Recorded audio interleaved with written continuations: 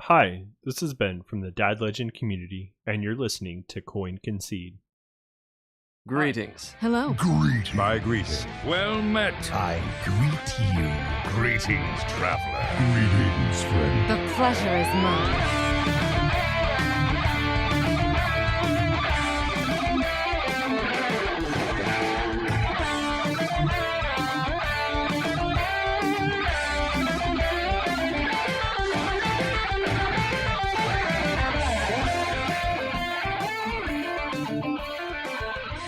Hello, everyone, and welcome to episode 110 of Concede, a Hearthstone podcast dedicated to making the competitive side of the game more accessible to you. My name is Kenny, and I go by KCCO Gamer. I'm sick, and I don't know how I hit that perfectly fine this week, and every other week I mess that up. But joining us from Gadget Stand, New York, we have Ridiculous Hat. That's me. Woohoo! And from Karazhan, California, we have Bodicus. And that's me. All right. Yeah, I think I caught the the con crud, I think they call it. No, it's the Blizz cough. The Blizz cough. Yeah. Yeah. Starting off on a high note. That was kind of a low note. It was. Yeah. You should play it again. No, I'll spare our listeners. Yes. So, yeah, let me just continue on here then. Concede is supported in a large part by you, the listener. If you'd like to find out how you can support us, you can receive rewards in return by heading over to patreon.com/coinconcede and monetarily supporting us there. All right. So I'm beat and I'm trying to work through this sickness, so I apologize if I sound a little bit down this week. But this week I started with laddering in Wild, and I got up to rank 8 playing Priest.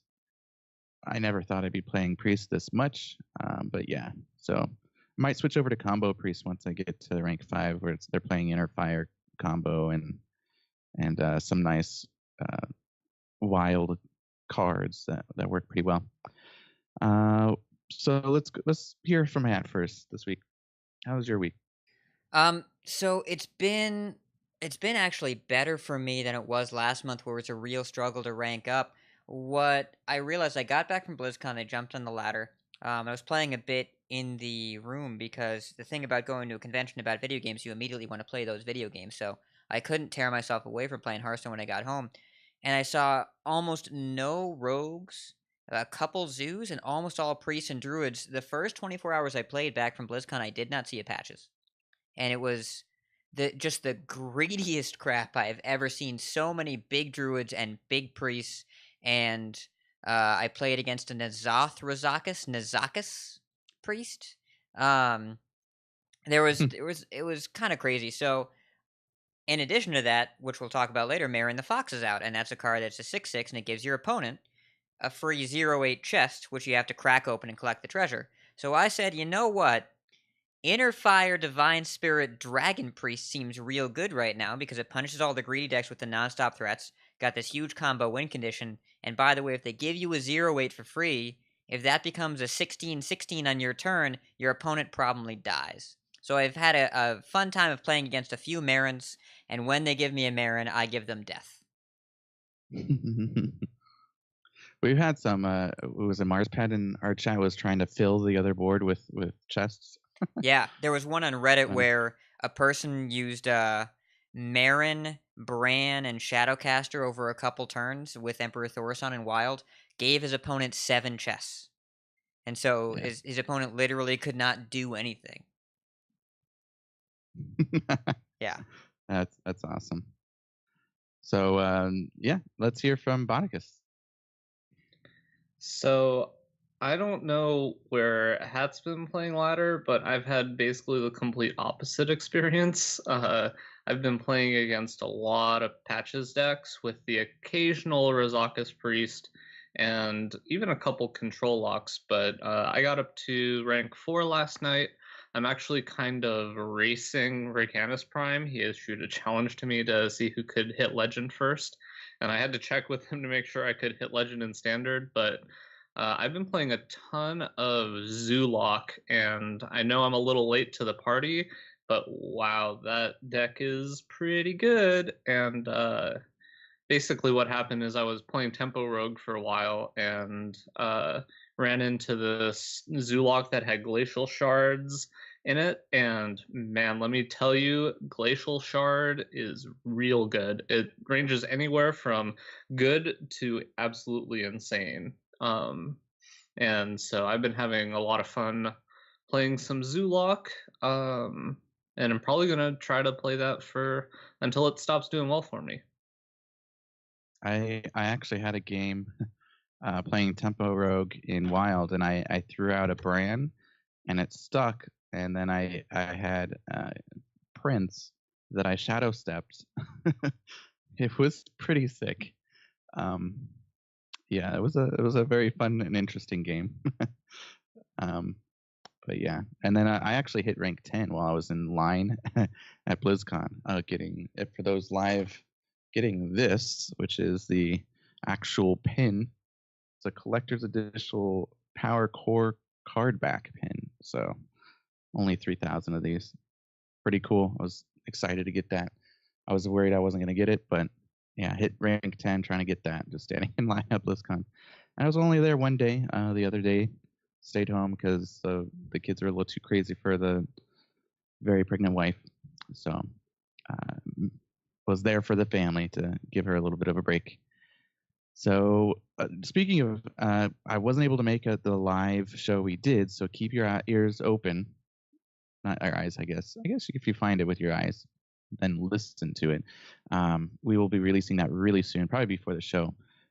So go check that out. It's going to be Hat, Bodicus, Appa, and Taylor Eve. So we're excited to get that out there. It was a lot of fun to record. Yeah, I wish I was there. I really did wish but family first. There's definitely something unique about recording with the other three people in the same room as you, and getting to look across the table at Hat and the PBR in his hand and get reactions from BlizzCon. We didn't actually do a whole lot of like card reviewing, just kind of reactions from everything that was going on at BlizzCon. So I'm excited for that cast to come out. Nice. What was your take on it? PBR was delicious. That's my take on it. I'm surprised you weren't drinking or you drank it earlier in the day, I assume. I left a drink there for you. Throughout, I think is how I put it. It's fairly. It's more about the steadiness level. I wasn't looking for peaks or valleys in drinking because both of those cause problems. It's more about just maintaining. And part of it was also the Hearthstone Tavern, which was totally awesome. We should touch on how good that was at BlizzCon. It was this room where everyone just playing Hearthstone. They had a live Hearthstone band. You could challenge a dev. The Fireside was there, and then they had a Hearthstone Tavern, and they had a pretty good beer selection. But the problem is, when you have 30,000 nerds and the Hearthstone area is its own separate building, and that's the only concession stand in that floor, the beer line was 25 minutes long. Yeah. So, I waited with Alec at the Golden Wisp. Actually, we popped in there, and we each grabbed one. But it wasn't really possible to get drunk at the event unless you went out of your way for it, which I wasn't interested in doing. So we had some PBR back in the room just to maintain. But it's fun during the cast to have a beer. But I don't know. We went to the Hilton the last night. Bodicus and I were there, and that place is party central. It was way too much, in my opinion. They had a DJ. It was super duper loud. Lines and people and groups everywhere. Tons of. It was definitely a little overwhelming, and I've learned that maybe partying is something that I was more about when I was younger. Now it's just kind of hanging out with my friends, and that's all I'm looking to do. And BlizzCon was definitely that, but the Hilton was overwhelming, is how I put it. It could be, yes, for sure. But people like Appa and Cinder would definitely, it's not their scene. But yeah. So hey, let's go ahead and keep the ball rolling here. So let's talk about our new pledge this week. We have, I think it was actually minutes after our last episode was recorded. This person's like, hey, I just pledged, and our pledge this week is David F. So thank you for your support of our show.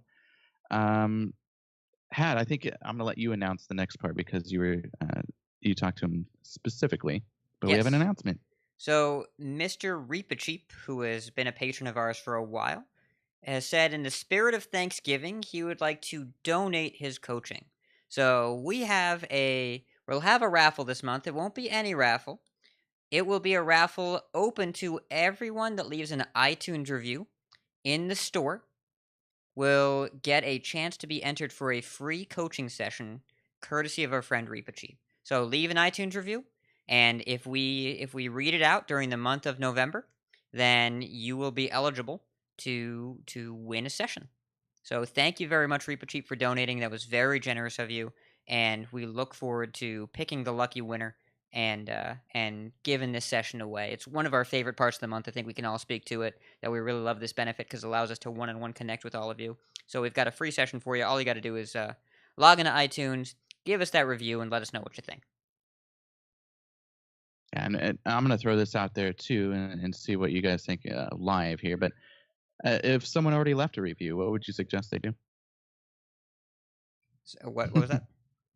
If someone already left a review. Well, you can leave a review in Stitcher. You can leave a review in some other competing service. I think Stitcher's the best one. What else? I think Stitcher's the only one we can keep track of. Yes. You could go to a different iTunes country. You could do that. Yes. Well, but that seems unethical. I wouldn't want someone to leave a review for a country they don't live in. Oh, that's true. But luckily, there are multiple services out there. So unless you are one of the, if you have left a review in iTunes and Stitcher for us already, you let me know. I'll enter you in the raffle anyways, because you're a beautiful person. Yes, send us an email or something. Concede.com, at gmail.com, I should say. So yeah, let's go into the big beautiful news.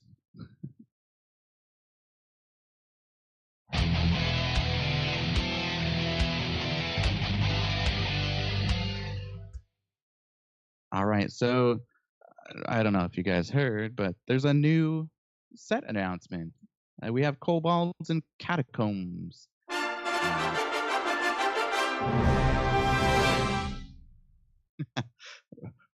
Although I wish we'll have to get like a clip of this because they actually kind of, if you watch the clip, they extended it from the Hearthstone theme and then went in directly into Hearthstone and Catacombs music. So, yeah, what are you guys excited? We kind of got to see this firsthand. I'm always excited for new cards. Just can't wait to review some of the new ones that they revealed over the weekend. The set definitely is. It's kind of weird coming off of like Ungoro and especially Frozen Throne. You had these two sets that were really well known and very established, and now we're going to this kind of whimsical, like the original Hearthstone that's supposed to be kind of more, it feels like it's supposed to be more playful and fun as you can get with Certain Death and Catacombs, I guess. I don't know, what do you think? It feels like they've added a lot to what this set is. So before we used to get the expansion, and then we'd have the adventure and the expansion, the adventure. So we have the expansion, we have the adventure. We're gonna get into this a little bit later, but we have the my gosh, I can't even think of the word. The keyword. There's different types of cards.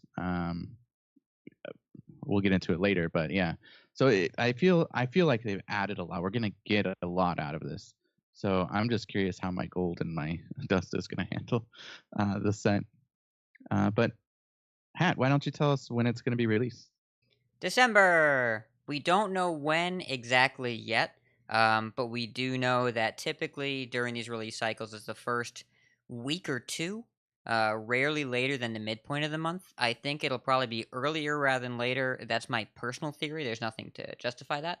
Um, but it is going to be they're going to start announcing cards on the 20th, and I wouldn't be surprised we have a 30 to 40 day cycle of releasing cards. So I'm hoping a little bit less than that. I'm hoping that we have the set in hands by the 10th. What's the second Thursday in December? Because it's usually the second Thursday. Looks like the 14th. So sometime that week, the week of the between December 10th and 15th, Monday through Friday, that's when I'd expect it. But definitely December sometime. And there's actually a card in it, Marin the Fox, that's released right now. You have it in your Hearthstone client. If you have logged in, you have a Marin the Fox. That is the first card for Kobolds and Catacombs that's available, and you can play it starting 2 days ago. If you haven't noticed in the game already, Yes. playing it, having it be played against you. Do you want to talk about that real quick, or are we going to go over that later? Here's my only comment to it. Currently, I'm a little upset that I have. Well, not upset. I shouldn't. That's a strong word. I'm a little bummed, if I can use that word, that we have, at least for us that we're at BlizzCon, we have the golden and the non-golden. Well, I can't do anything with the non-golden or the golden. If I wanted to get a dust from either of those, I can't do anything with it. So I wish there was something we could do, but it was given to us for free early, so I guess I can't complain. I mean, we can dust one of them, right? And then keep the other one so we don't open a Marin the Fox? No, I tried it. It won't let you dust it? It won't, not for either of them, yeah. So it might not let you dust it until the set comes out. I have to imagine that when the set comes out, it'll just be a regular card. Could be. We'll have to see. Yeah. That would make what Hat said would make sense to me, is if you can't dust it until it actually comes out, since you can't craft it until the set comes out, right? So yeah, they don't want you to dust it, and they'll want to craft it and then not be able to. So that's what would make sense to me. Yeah, basically. Right. And you probably don't need the dust until the new set comes out anyway, right? True. I'm not going to be spending dust on anything. I was hoping to collect a little bit more dust. I feel like I'm behind on dust this month. I'm usually around 6,000, 7,000, but I'm like 2,000-3,000 right now. So who knows? I feel like I'm finally starting to catch up. So next set I might actually get ahead of the game a little bit, especially since I just opened my golden Lucari sacrifice. Ooh, nice. You're a regular Wicked Good. I got some rogue cards. There's a Shadow Step and a Betrayal. And I had a golden. You're talking about your golden pack? Well. Yeah, the golden pack. Why don't we tell the listeners what you're talking about? By the way, we did get a golden pack. Hat, why don't you take it?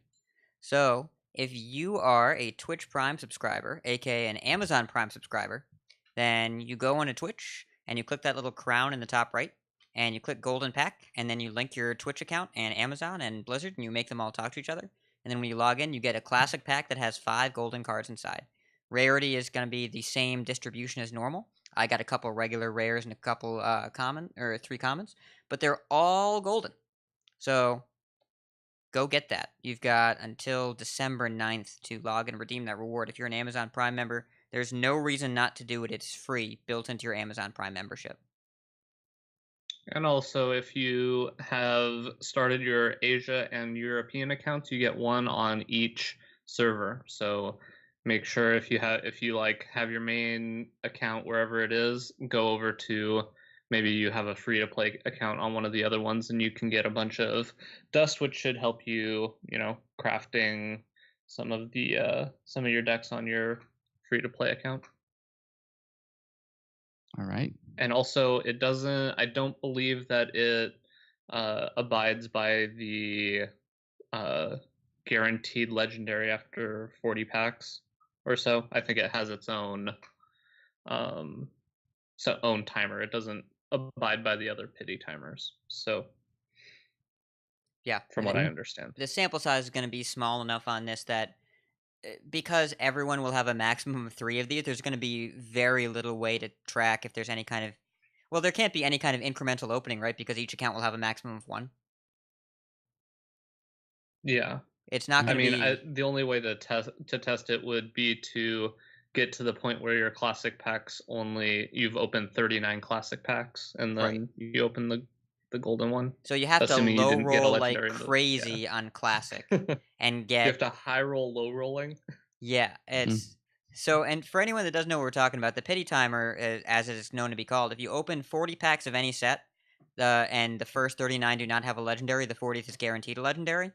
As you get closer to the 40th pack, the odds of opening a legendary increase, and the 40th pack is guaranteed if you haven't opened a legendary in the previous 39. So the question is the golden pack considered a classic pack? Is it considered its own set? And if it's considered a classic pack, could you theoretically, quote-unquote, game the system by opening 39 classic packs, not getting a legendary, and then opening the golden pack? Now, I don't see as much value in this for you as I do for Blizzard, because they want you to buy 39 packs of a set that's been out for 3 years. So feel free to do that. I'm sure that they will laugh at you gaming their system all the way to the bank, but it is curious to see, is this considered a classic expansion set pack or a new set entirely? So I actually was going to ask you guys, because I did see Blue Spartan say in chat here that each server was 1 rare and 4 common. That was what I got. So I don't know if you guys opened yours or if you have Twitch. My NA account got 3 or 4 commons and a rare, which was fine because two or three of them were very playable cards, so I was fine with it. And then I believe one of my other server accounts got an epic or something. But I mean, I saw some people like opening their packs and not being happy, and it's like, it's essentially free.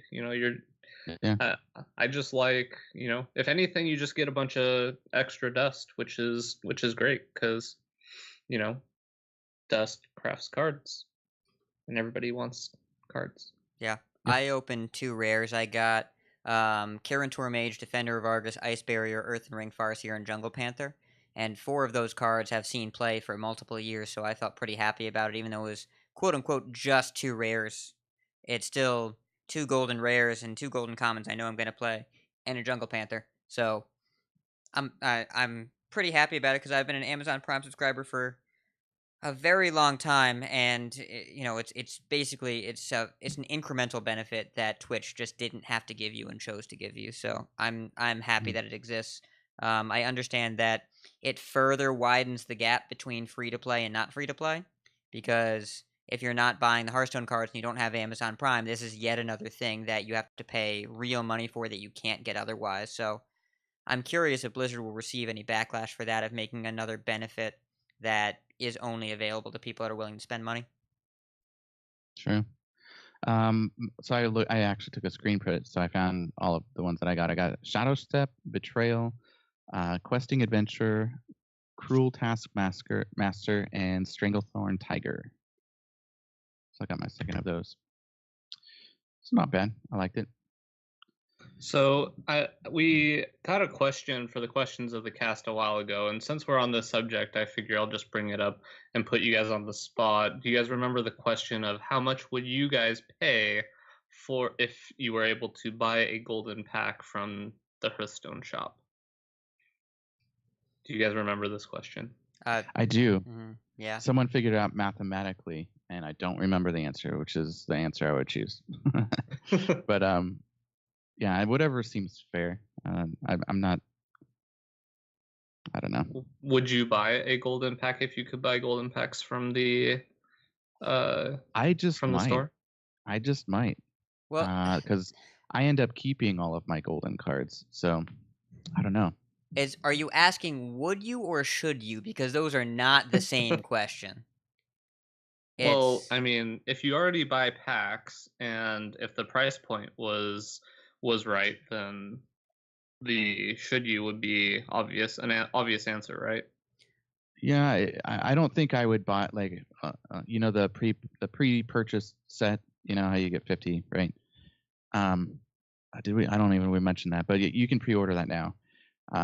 But I wouldn't buy like a grouping like that because number one, you're paying more for less cards, although they're golden.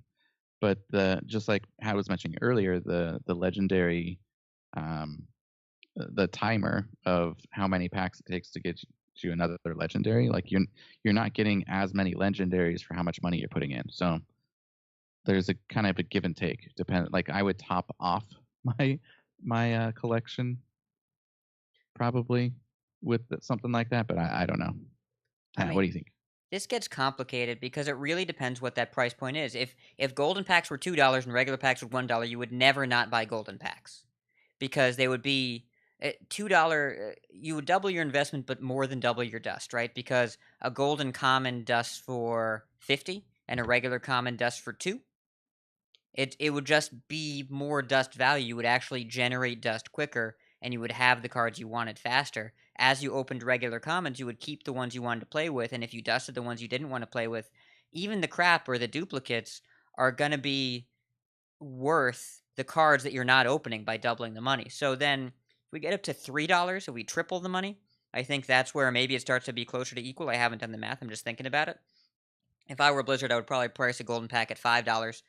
Because what you're doing by having that price point and by having this product in the store, you're either targeting the super rich whales that are going to drop a bunch of money in no matter what, and you just make more off of them, or you're targeting the people like us that are looking for the golden cards to fill out their collection when they already have access to basically all the cards they need from years of collecting and money invested. So for people like us in a very unique situation, not very unique, but on the top end outliers that Blizzard is less likely to get more money out of as the game goes on because we have more access to dust and a library of cards, we are more likely to bite on that golden pack because it's something special we can't guarantee opening, especially if we're looking to golden out decks or cards or whatever. But I don't think that's a relevant representation of the majority of the game. So we have to make sure we look at it from an outside perspective that I don't think it would be a good value proposition at $5 a pack for a new player, your average player, anyone that's not looking to drop a bunch of money on the game or even spend gold on it, right? If it was 500 gold, it might be the sort of thing people could grind for and spend it on, but it would have to be at the price point where it generates dust for it to be a really good value proposition. And I think that based on the nature of how golden cards operate, they would want to price it well above where it would benefit the person buying it, except in terms of having more shinies. You're muted. Sorry, I was making sure I wasn't talking over you. I think we have some dropping news. I'm just confirming here. So one part of it I'm gonna announce right now, and I'll do some research here in the next part, which I'll probably end at the end of the news section. So I'm sorry to throw you under the bus here real quick, Hat, but we did get just an announcement that the Sydney Inn-vitational was announced for December 10th to 11th, or December 9th to 10th PST. And the players are going to be Naviut, Jowen, I think you pronounce it, Citizen Nappa, Mage, Jackie Chan, Eloise, Dahyoni, and Ant. Are those? There's going to be 2 teams. So the first 4 I mentioned are the Thunder from Down Under, and the worldwide winners are the second half. So prize pools $10,000 Australian. But yeah, it's also going to be on Play Hearthstone. So is this similar to the thing they just did at BlizzCon? Yes. Okay. It's an invitational. I just added the link here. Yeah, so what looks exciting is that it says all new expansion cards will be allowed and it's December 10th. So if it's on December 10th and all the new expansion cards are going to be allowed, that seems to tell me the set will be out by then. That's the part I was going to try and verify because I just saw that was basically announcing the expansion, but I didn't see that in there. So yeah, it says it in the link. Now if no new expansion cards are out except Marin the Fox, it's technically still true. But it seems awfully interesting. There's an Inn-vitational that day, and they're saying all new expansion cards will be allowed. No, it says tournament format, single elimination bracket with each A and Z player paired with a visiting player. Each match will be best of 5 conquest with 1 ban. All new expansion cards will be allowed. Yeah, but so if you're allowed to play with all cards that are legal from the new expansion, and the only card that's legal from the new expansion is Marin the Fox, they technically didn't lie. I'm just trying to figure out how this could lead to us not getting the expansion that day. But I think this is definitely a tip as to when we're looking at. And I think it'd be a good thing that they're doing this probably to showcase the new cards and kind of put those invitational guests on the spot as far as creating decks and doing things. So yeah, even if it's like the week before the set comes out or like a few days before the set comes out, that I could definitely see them doing something where it's like they give them all of the new cards to build with as like a preview for it coming out the following Thursday or something. Yeah, who knows? I'm excited. Gosh, if that comes out, then I'll be happy. That's right around where my son's going to be born. Play in the hospital. I'll be up late I'll be up late at night feeding the baby and playing Hearthstone probably. That's what I did. What happened last time. Alrighty, so let's get back to the rest of the news here we had scheduled. Sorry, I just wanted to mention that before I forgot, and since it already was announced, I would like to include it. But the last part here, so Jerry Jones buys Complexity. I don't know too much about this, but I know one of you two does. So I'm going to let you take over for it.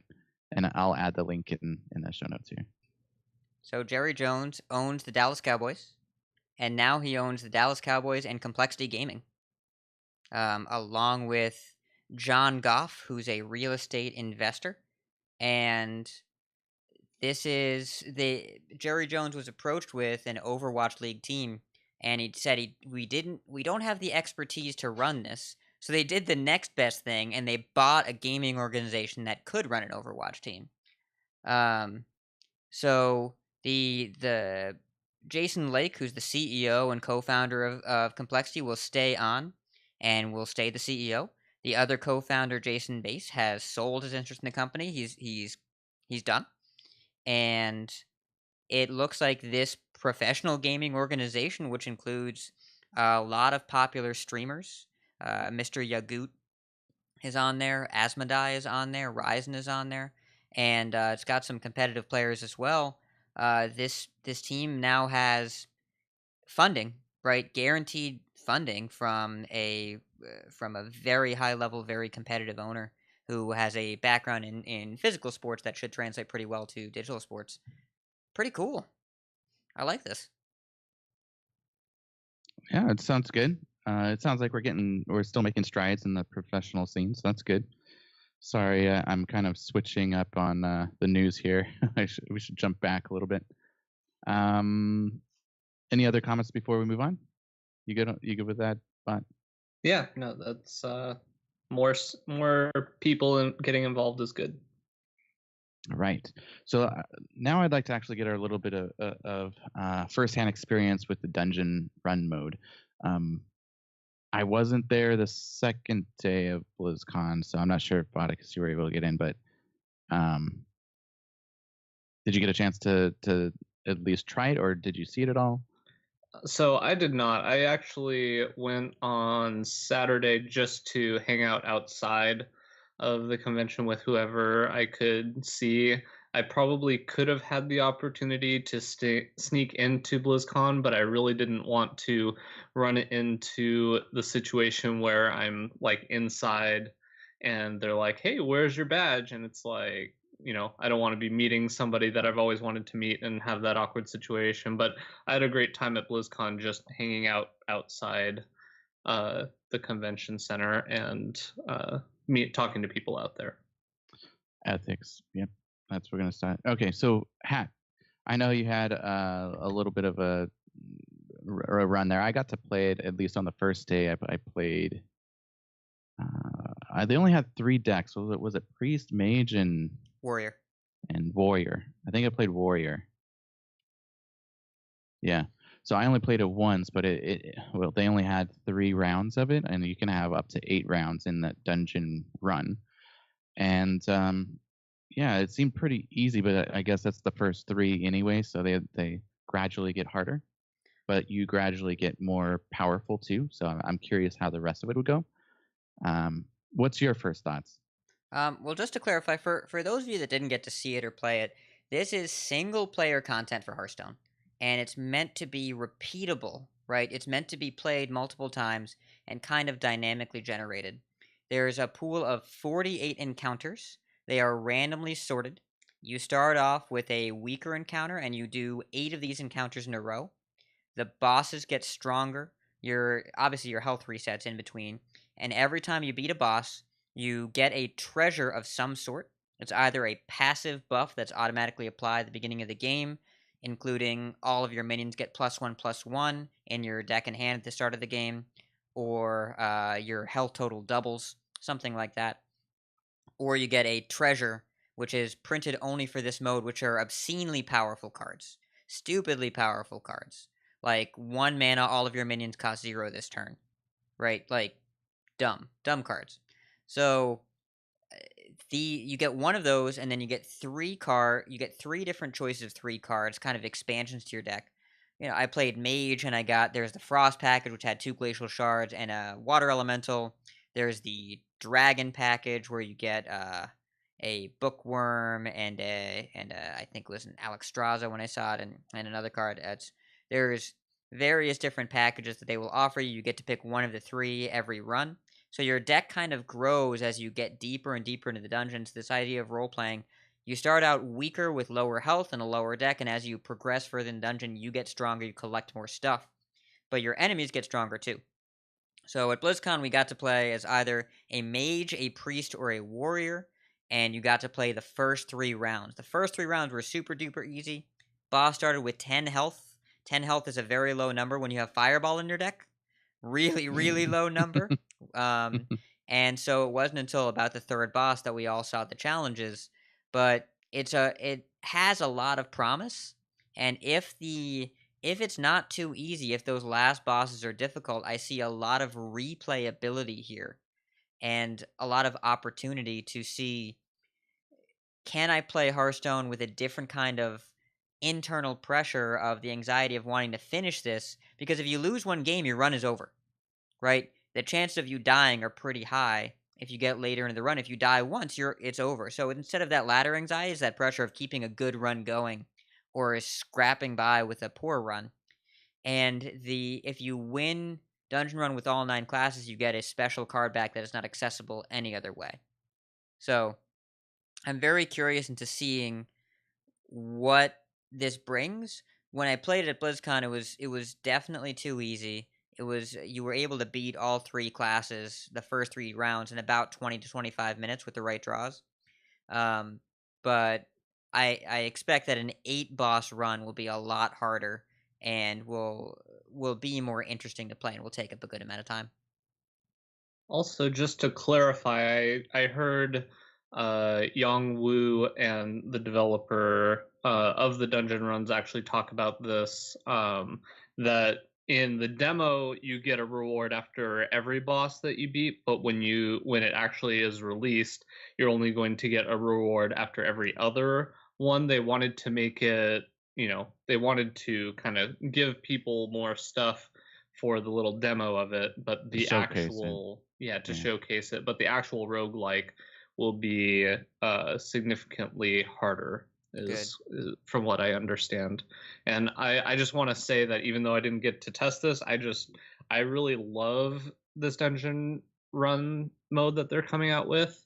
I don't think it's going to really be for me, but just the fact that you're giving people what they're saying is the most replayable single player content that they've produced, I think just bodes really well for growing Hearthstone as a game. I was actually just, talking to some people the day after at a party I was at, and talking about BlizzCon because they had actually gone, and the wife is, they're trying to figure out what game she should play.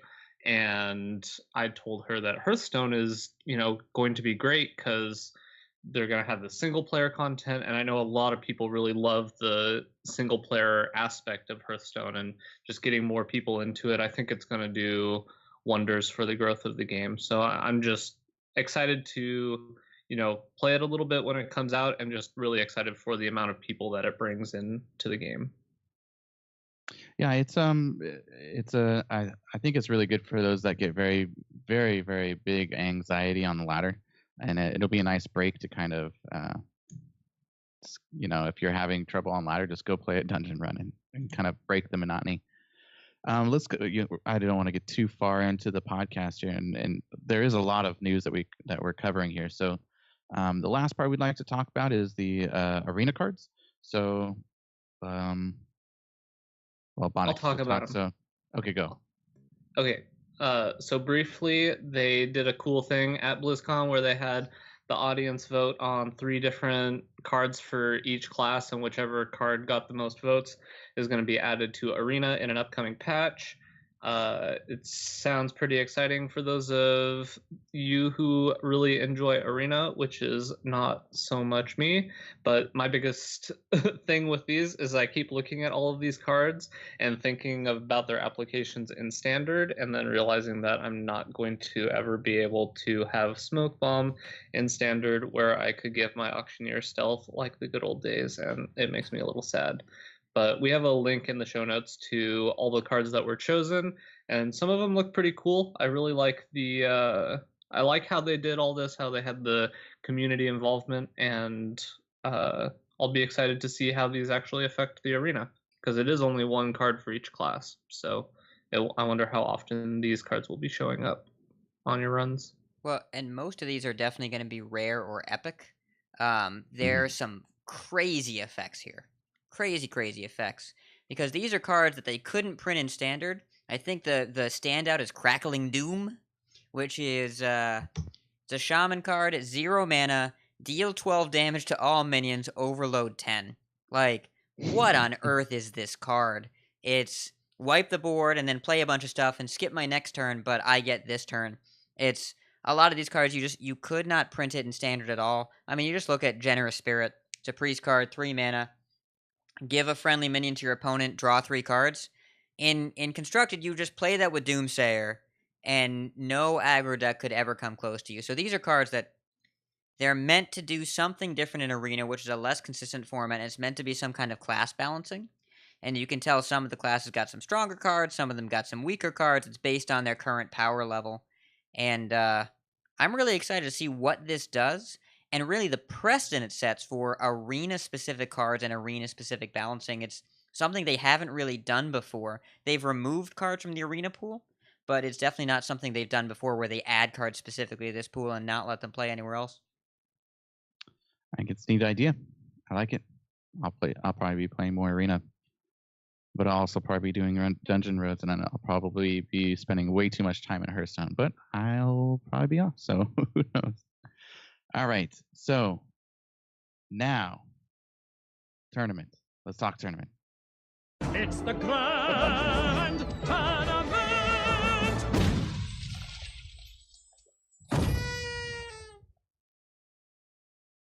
All right. So not really a tournament, but an invitational. You were all about watching the Invitational. I was trying to make use of what time I had at BlizzCon. You want to start it off? Or not? I can, yeah. Well, Bonicus, did you Okay. get to watch this as well? So I got to watch the first part of it from home, but I kind of had it on the side while I was doing other things. We basically had our 4 teams of professional players and streamers, and there were 3 formats. The first format was Wild, in which the team of the Jungle Giants beat the Big Time Buccaneers 2-1, and the Chillblade Crusaders beat the Grime Street Grifters 2-1. And I have a little note here that says the classic Reynad 3 damage crackle, which caused them. I don't think that they were ever winning that game, but it was funny how often the commentators would talk about Reynad low rolling various various cards and then having it actually come true. He drew patches And that then game too. It was yeah, hilarious. Like, I just want the job of the person at the Blizzard offices to just, when he logs on, you just get up and fiddle the RNG knobs, just turn them all the way down. Because well, I'll talk about it when we get to the dungeon run part, but Reynad was a prolific patches drawer.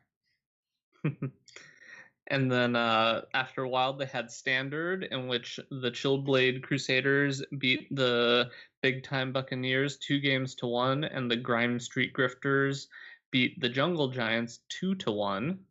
And the reason why the games were important is they actually would potentially break ties in the end.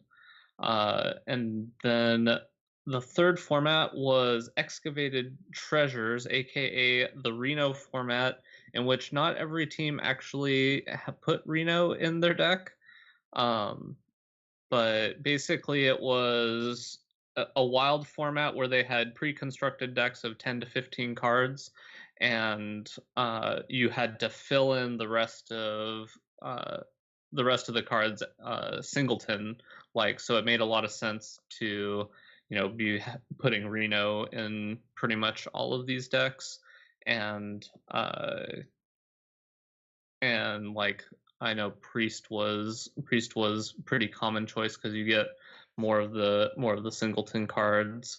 For instance, yeah, and basically all the decks had a theme based on what class you chose. So like the Paladin deck was a bubble deck where most of the minions had Divine Shield, and Priest was Steal Your Stuff deck. So a lot of the cards took your opponent's cards and would put them in your hand. And so the way the results worked out was the Grime Street Grifters beat the Big Time Buccaneers 2-1, and the Chillblade Crusaders beat the Jungle Giants 2-1, which means the Chillblade Crusaders won all 3 of their matches, getting an automatic trip straight to the finals. And the I forget who. Let's see. I believe the Big Time Buccaneers. Yeah, the Big Time Buccaneers were eliminated because they did not win any of their matches.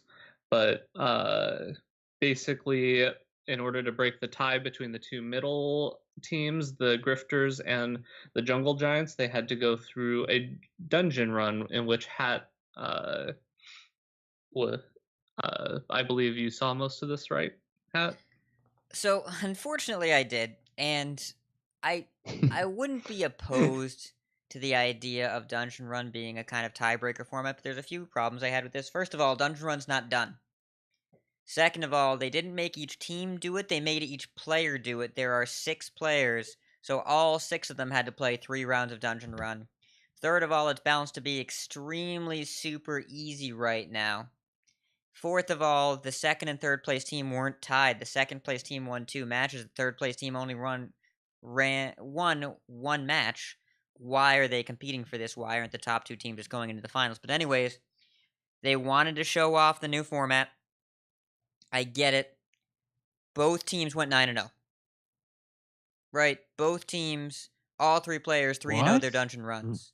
So Really? You get a broken treasure every single time you play. So, and you're playing against the AI who made some suboptimal decisions. Because it's, the AI is not known for dominating the ladder.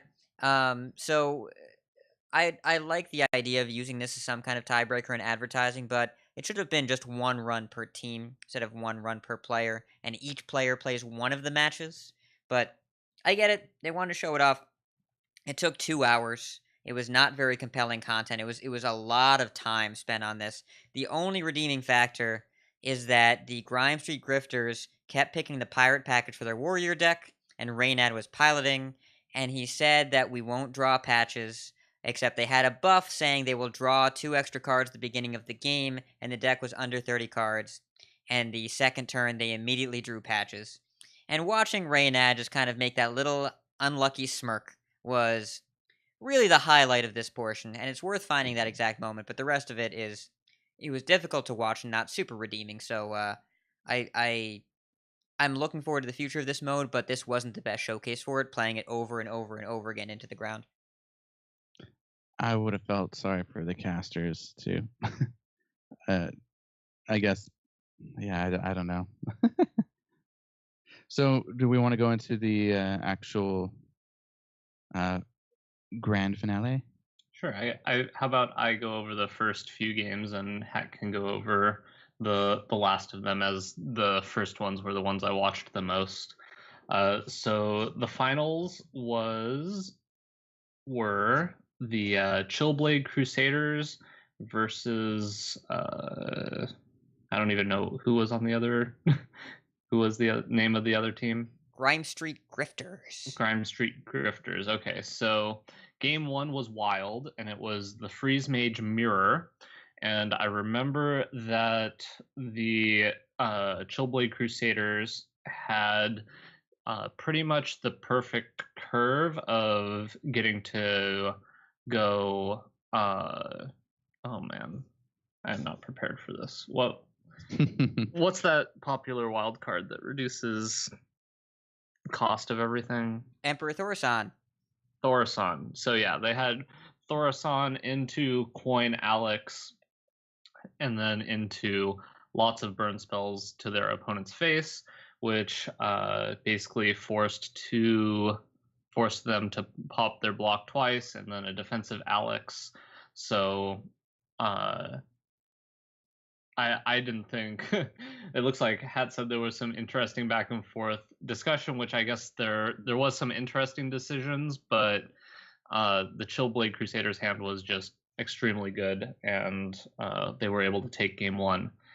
Game 2 was a Bubble Paladin versus Steely Priest in the Excavated Treasures format, and the Grime Street Grifters got 3 Reno Jacksons in this Reno match. Jackson.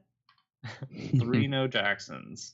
But the problem is the Chillblade Crusaders just had so much damage. They had Tarim with, wow, I should know my wild cards better. 3 mana, make 3 Muster for battle. Muster for battle. Yeah, so basically they forced them to keep renoing for multiple turns in a row, and just kept dealing so much damage that the Grime Street Grifters were not able to keep up with it. Game 3 was standard, and Kranich was playing Pirate Warrior against Big Druid, and he had some pretty fortunate top decks, but they were also pretty ahead for the majority of that game, if I remember correctly. There was a Spreading Plague and Earthen Scales on time, but it couldn't stop the tide from the Bittertide Hydra. Game 4, we're back on Excavated Treasures. It was a Hunter Mirror. The Grifters go first, but had kind of a very mediocre draw.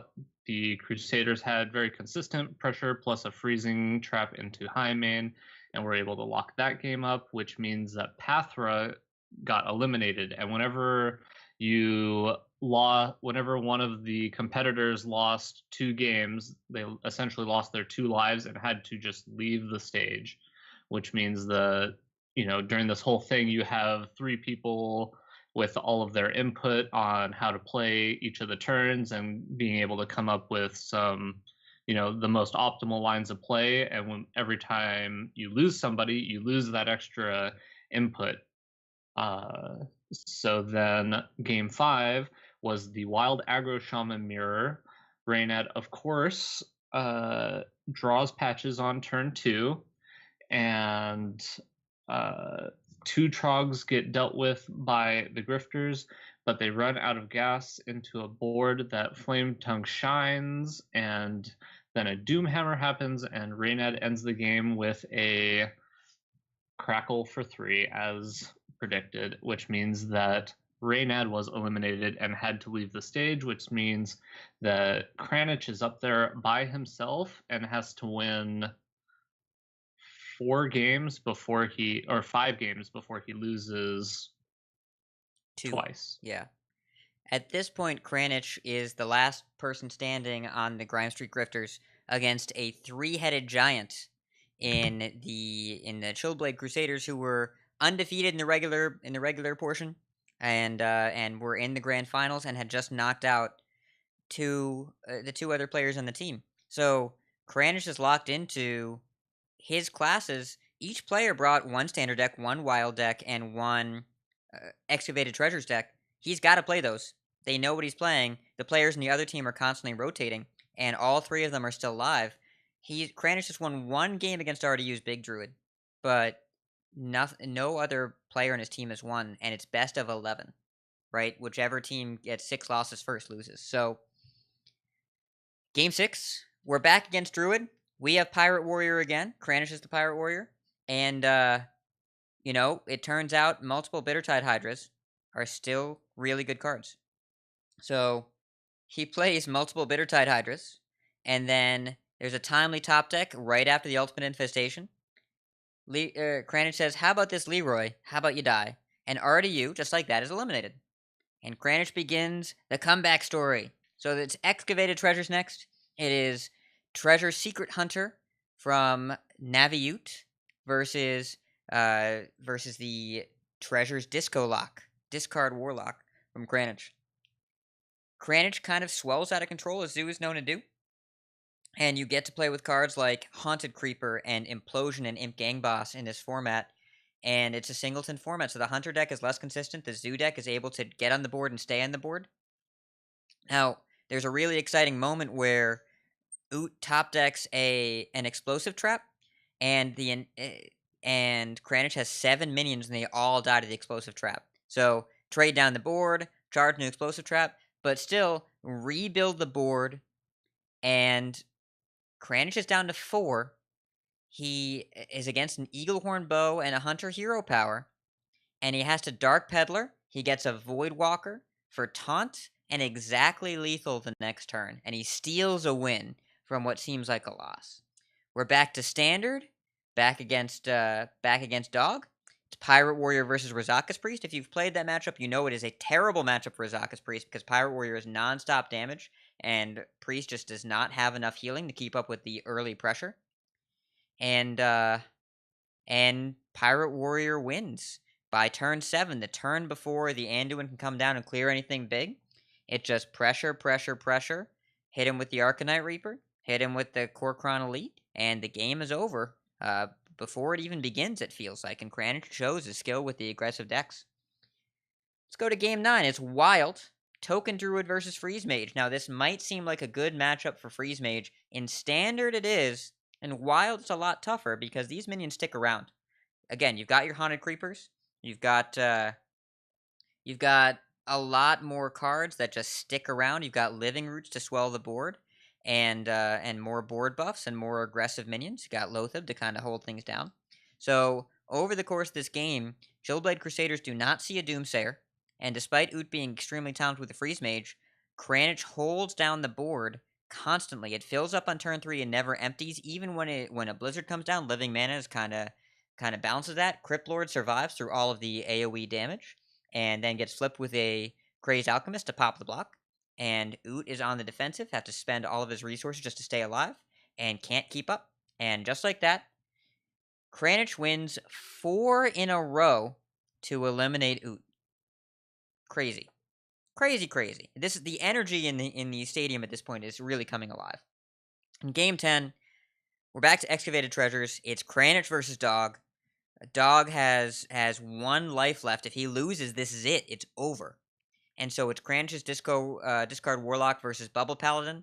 Dog gets turn 2 Shielded Minibot, turn 3 Muster for battle. If you've never played against that, you don't know how demoralizing it is, but Zoo is not going to beat that. Zoo didn't beat that, and the opening went on for a little while. But Dog was able to get on the board much faster, and Zoo did not have a good recovery mechanism. So we're down to game 11, one game apiece, after Kranich has won 4 in a row, 5 games for his team, the only player in his team to win, and if he wins game number 6, then that's it. So this is game 11. Dog's hand is really, really slow, but he top decks a turn 1 Zombie Chow, so of course that's enough to hold it down. But Kranich top decks Dark Peddler on turn 2 and plays it into the Zombie Chow, gets a Malkazar's Imp. Turn 3, Malkazar's Imp, Succubus, there's Kazakus in hand, there's Lothab in hand, and there's Clutch Mother Zavas, and the Zavas gets discarded. The stadium went crazy.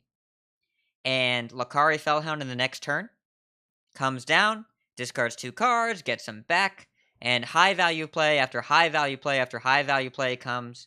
Dog posts the dog plays Dr. Boom.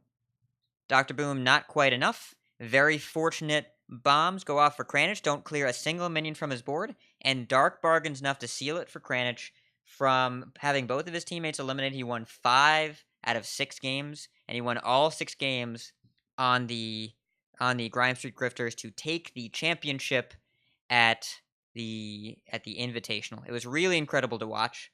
Did either of you guys get to see the end of the grand finals? You're muted, Kenny. My sick brain. Ugh. All right, so I didn't get a chance to see this, but I am going to go back and watch this, even though we're going over it, because I was really interested in seeing it. I've been sick, obviously, so I haven't been playing games. I haven't been going back and watching any of the BlizzCon, but very interesting. And that says a lot. I mean, Kranich was actually by himself, like taking on 3 people, eliminating someone, then 2 people eliminating someone, and then taking everything. So that's an amazing. That would be an exciting thing to see live. And I'm sorry I didn't get to see it live. What about you, Aeroboticus? Sorry.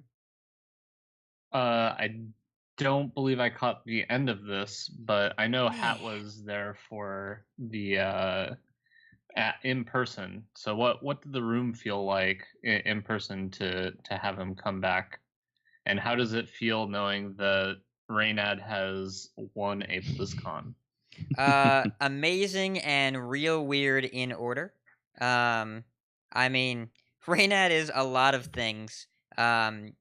But he works his butt off to produce content, and I was really glad to see. First of all, I was really glad to see that all the memes about him are true. He is that unlucky, and second of all, watching Kranich do this comeback, I was really.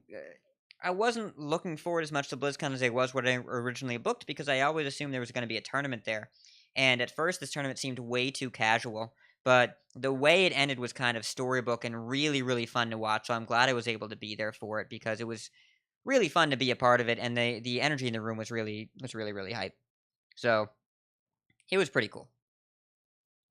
And it wasn't actually the only tournament that was there. We're going to very briefly talk about the Tavern versus Tavern that happened after this.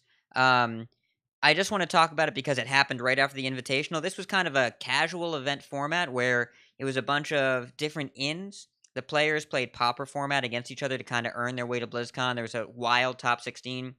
The interesting part that I liked about it was that the finals was the new Fireside Brawl format where you play in-game. It's kind of a best of 5 in that your heroes have 20 life. When that hero dies, the board is wiped, you get a new hero and a new hand. And the decks were pre-built. And the coolest thing about this is that the last turn of the game, the winning team won with a 30-30 Ancient One from 2 Blood of the Ancient Ones in their Jungle Giant Druid deck. So, congrats to the Cave for winning this. And I will not tell you that I watched the whole thing. I will say that I watched the 30-30 win the tournament, and that had to be brought up here. So that's called the Tavern versus Tavern Finals. You're welcome to check that out on the VODs. All righty. I think this is available to everybody, not just those that have the ticket. shall we I guess we're continuing with the Trinity series, but not much to mention here for now because we got a lot to cover still. So I guess that's part of today and tomorrow. We don't have anything to announce, obviously, for today and tomorrow, but by the time you listen to this, hopefully you'll see it. Alrighty. Thank yous. Let's cover those. All right. I thought you were going to do the bumper, but there's no thank yous anyway. Right. I have a bumper here. Rock is dead. We're professional. So our challenge again is for the month of November, or Movember if you like to grow a mustache, is to go in and leave a review, and you have a chance of getting something for doing so. So basically, we haven't decided who's going to coach, but someone will coach you if you have your iTunes review or your review in our show notes in red. So we may talk and announce that later, maybe next month, the next episode. So no iTunes for reviews, no Stitcher reviews. Let's go into our Dexplanations where we actually get to talk about the specifics. Yes.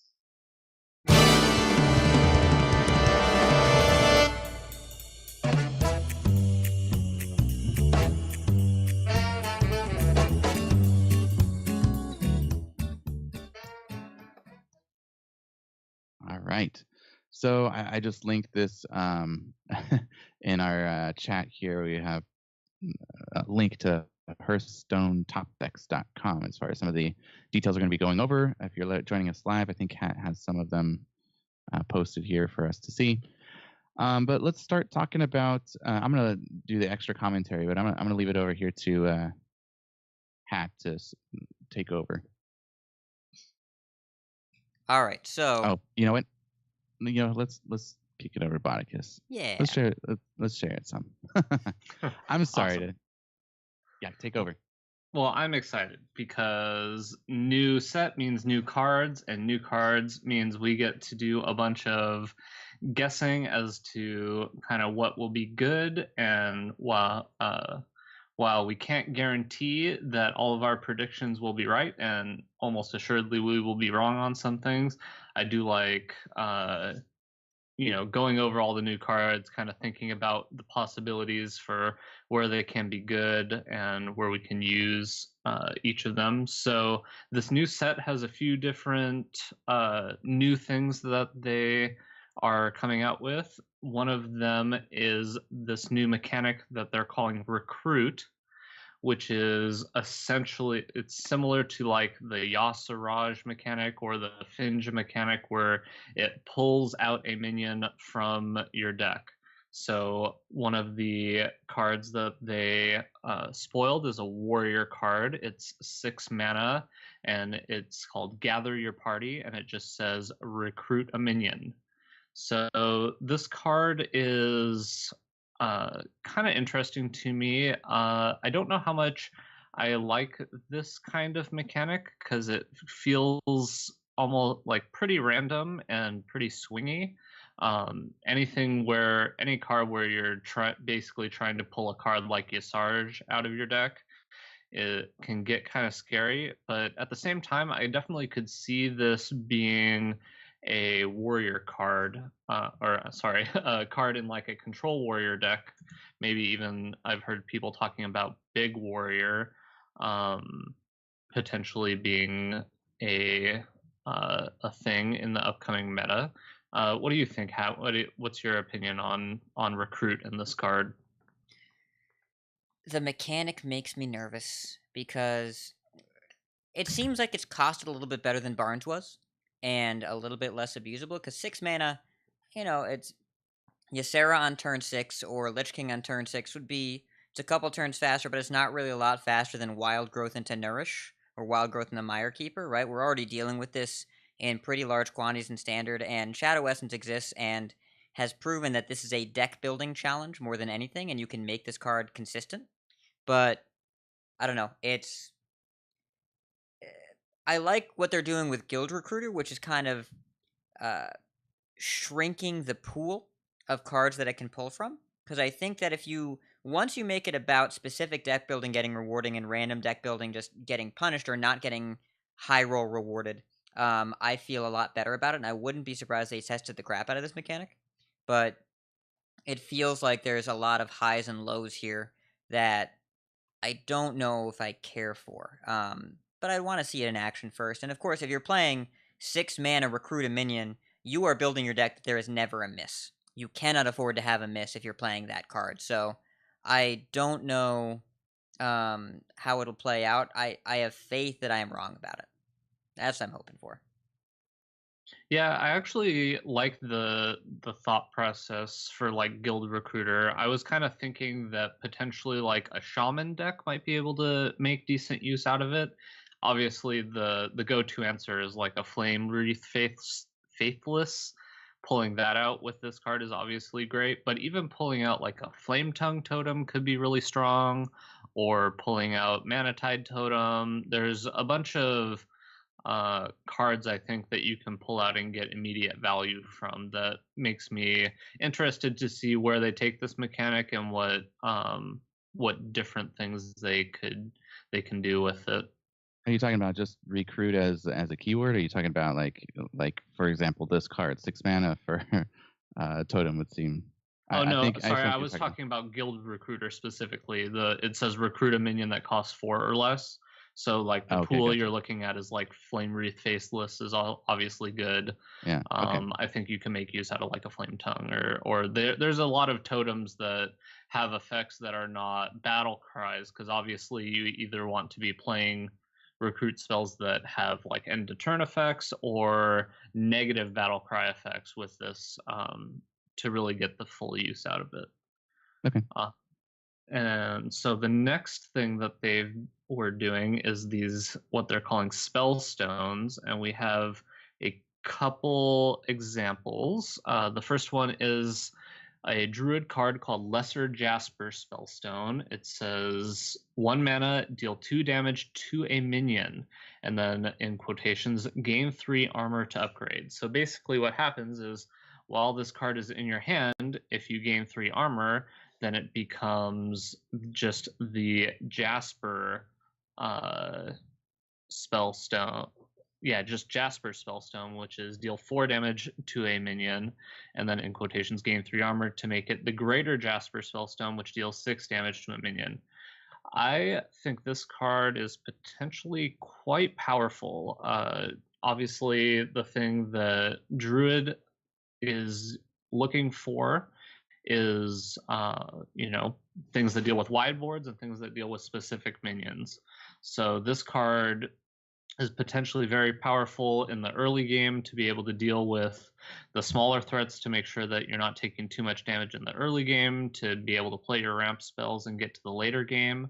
And then once you kind of get to the later game and you have cards like Earthen Scales and the Druid Death Knight, gaining 3 armor is fairly trivial for them, and you can make this 1 mana spell significantly more powerful. I like this card a lot because it seems like a card that you're going to want to keep in your mulligan, so you're much more likely to have it in your opening hand, and so you're also therefore more likely to be upgrading it easier as the game progresses, because you're going to be gaining that armor over the course of the game, which makes the card very interesting to me. In contrast, I'm wondering if they're going to get some more armor cards this set too, because I feel like they're going to try and go down that road. I'm sure they are. That would make a lot of sense. But it contrasts really well to the other card they spoiled with this mechanic on it, called Lesser Sapphire Spellstone. It's a shaman card that costs 7 mana and says summon 1 copy of a friendly minion with the parentheses overload 3 mana crystals to upgrade, and then it obviously becomes just the Sapphire Spellstone, and then the Greater Sapphire Spellstone, which goes from summon 1 copy to summon 2 copies, and then summon 3 copies. And had I not hung out with Appa this weekend, I think I would have a much different opinion about this card. But after having him build me a somewhat what they were calling like a Crusher Shaman deck, my eyes have been opened to this potentially being a pretty powerful card. The thing I worry about is that obviously this doesn't seem like a card you're going to want to keep in your opening hand, but I could definitely see situations where you are playing a card like this, and then you basically make it to the late game where you can be trying to make copies of like your Earth Elementals, which are also upgrading this card, or the new Snow Fury Giant. Could also be very powerful with this card. And the other card that comes to mind is that 3 mana 2/8 that overloads 3. Seems like, playing that card and then playing the 7 mana card after it definitely upgrades at least once, and getting a bunch of 2/8 taunts just seems really hard to get. Or the board clear, the volcano. Yeah, I mean There's lots to go with it. Yeah, his Crusher Shaman deck that he basically had me play will not have a problem upgrading this card. The question is can you afford to play this 7 mana card that doesn't do anything until the late game, and also you might not draw it until much later in the game to get full value out of it. What's the other spellstone? There's the one. There's the Druid one, and then there's this one. Those are the two that they spoiled so far. Yeah, there's going to be one for each class. Yeah, there'll be one for each class. I really like. I thought they did mechanic. 3 already. Nope, sorry, just the 2. They did the elixir for the priest, which we'll talk about in a little bit. But yeah. Okay. So I really like the idea behind this, because I feel like this is one of those mechanics. Not exactly like Discover, but it's something that you can definitely expand upon quite a bit. I could see them, after this set, if it goes over well, potentially even having like drawbacks, where once something happened, it downgrades the spell. There's a lot of ways that they can go with this mechanic in the future. I think it's a very inventive way to have cards that get better as the game progressive. What do you think, Hat? Do you have any other things that I might have missed about these spellstones? I think this is super cool. I like the idea of dynamic spells and doing things you couldn't do in a physical card game. And this is a great example of that. The Shaman one I'm not sure about. The Druid Spellstone, if that card does not see play, I'd be shocked. It's just too versatile and too flexible at every stage of the game. You want to keep it in the opener, and you're rewarded for not using it. So I really like the idea of how they put this together. And they actually have another mechanic as well that kind of affects cards in hand called elixirs that we can talk about as well. Kind of segues pretty nicely here. That these are. Go ahead. Can I jump in and make a quick comment regarding the spellstones? I gotta remember what I was gonna say. You moved on so quickly. Regarding the spellstones. Oh, you know what? I'll get back to. Let me think about it. I'm not feeling well. Go ahead. Talk about the elixirs. The elixirs, what they do is they have a base effect and then an additional random effect that is added to the card when you draw it. So there's a priest one that is 3 mana. Give a minion. It's +2/+2, right? Give a minion +2/+2, and that's just a normal old priest card. But then also when you draw it, you get an additional effect. Now some of the effects. Let's see here. We've got +2/+2. Give a minion a 1/1, or summon a 1/1 copy of it. Got +2/+2. Give it Divine Shield. +2/+2. Give it Lifesteal. So you don't know which of those you're going to get. You're going to draw the card, and it's going to add one of these random effects. You don't know what you're going to get. I think that's fantastic. I think it's really interesting to see how if you think the base effect is good enough, you're going to get some kind of variable ability, and the games aren't going to play out the same way. I don't know if this particular card is going to be a constructed card, but I know in Arena I'm picking this every time. Every single time. Oh yeah. That's what I was gonna say. Is this card specifically definitely feels like more of an arena card than a constructed card. All of the effects are definitely good that you can potentially get from it, but um, in constructed, you really would like to have a very consistent effect because obviously the different effects are going to be good in different game states, and you want a card that's going to be fairly consistent. 3 mana, give a minion +2/+2 in constructed seems pretty far below the power level that you want, but definitely seems like a good arena card and could definitely could be good on other cards that they might be coming out with in this set. So I'm excited to see where they take this for other cards. The mechanics are just interesting about how these all interact with random effects, or in the case of the spellstones, specific effects that you can kind of cultivate and generate, but that make the games a little bit more dynamic based on the order in which you draw your cards and how you play them, the order you play them. And it really seems to be a deck construction focused set, which makes sense in the context of the dungeon run as well. Yeah, speaking of deck building focus, we have kind of our, I guess, big legendary mechanic for the set in legendary weapons. So every class is going to be receiving a legendary weapon in this set.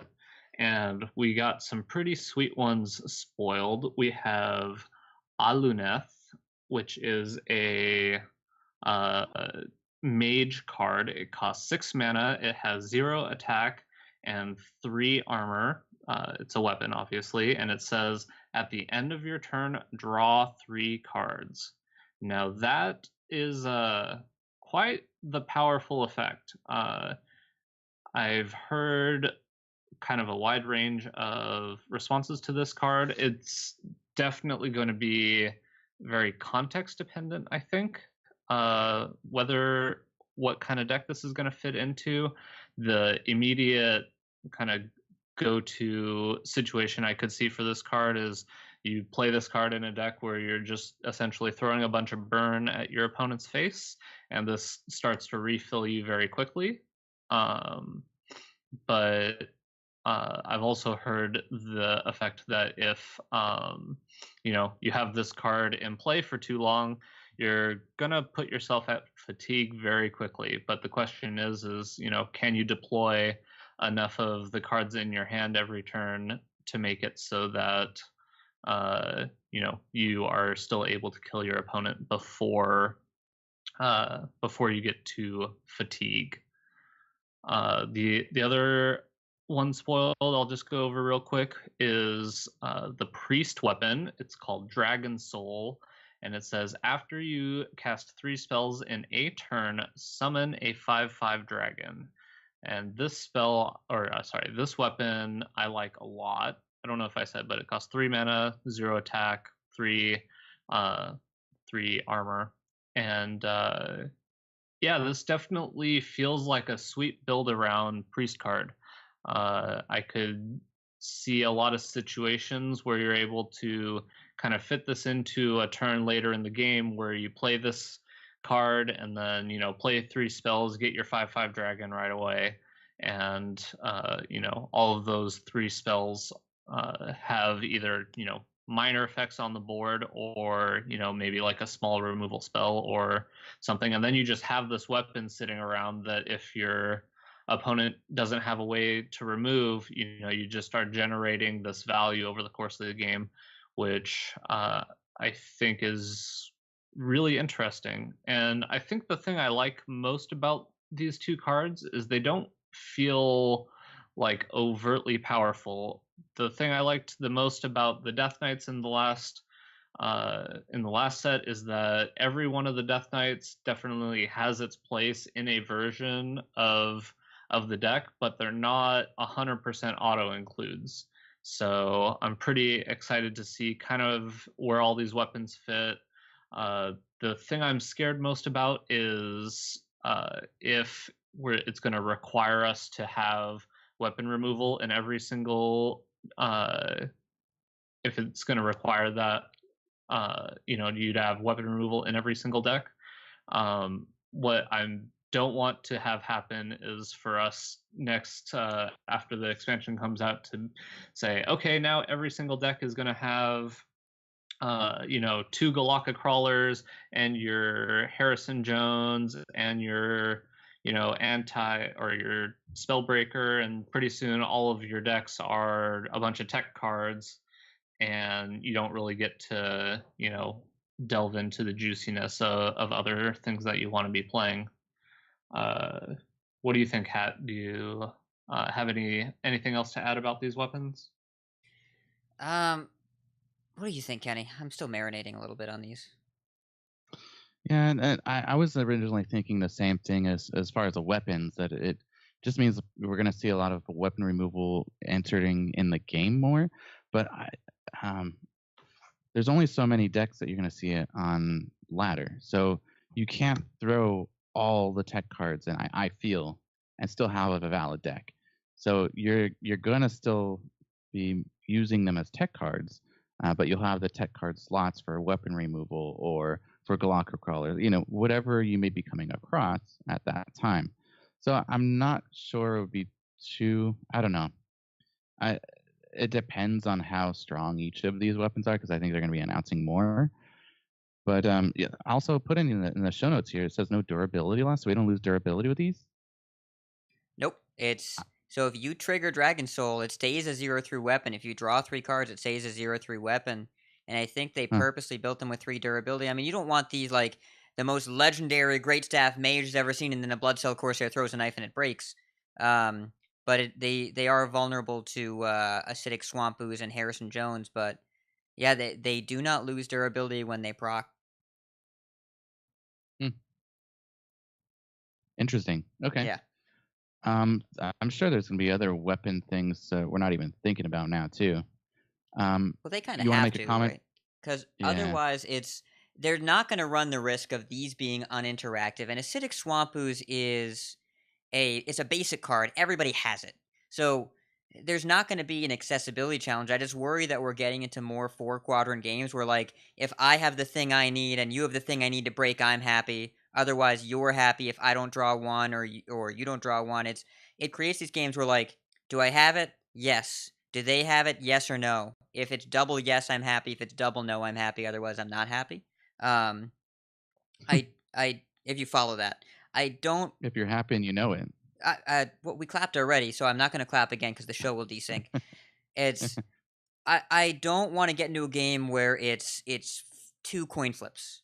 Where do I have my question? Do I have my answer, and does he have the question? So I don't know if either of these cards are powerful enough to say I need to put weapon destruction in my deck because otherwise I will lose to Alaneth and Dragon Soul.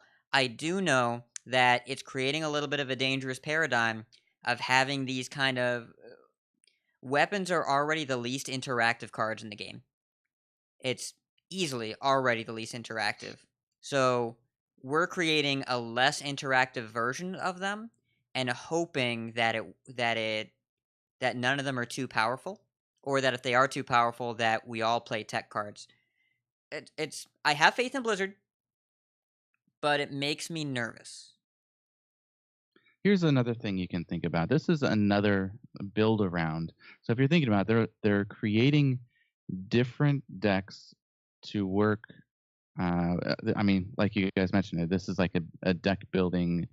I don't know if we can say a major theme park we were next to legally, but Happy Land, where this is, I don't know,